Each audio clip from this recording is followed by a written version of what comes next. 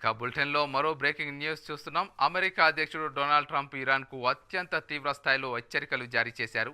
ఒక్క రాత్రిలోనే ఇరాన్ దేశాన్ని పూర్తిగా తుడిచిపెట్టగలమని, ఆ రాత్రి నేడే కావచ్చునని సంచలన వ్యాఖ్యలు చేశారు.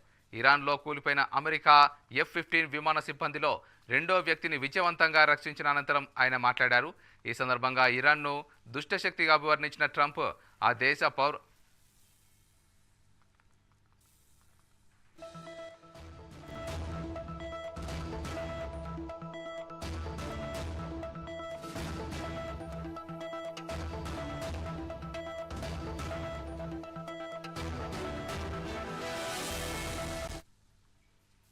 ఈ రెస్క్యూ ఆపరేషన్ను చారిత్రాత్మకంగా అభివర్ణించిన ట్రంప్ అమెరికా సైన్యం ఏ ఒక్క అమెరికన్ను వెనుక వదిలిపెట్టదని స్పష్టం చేశారు.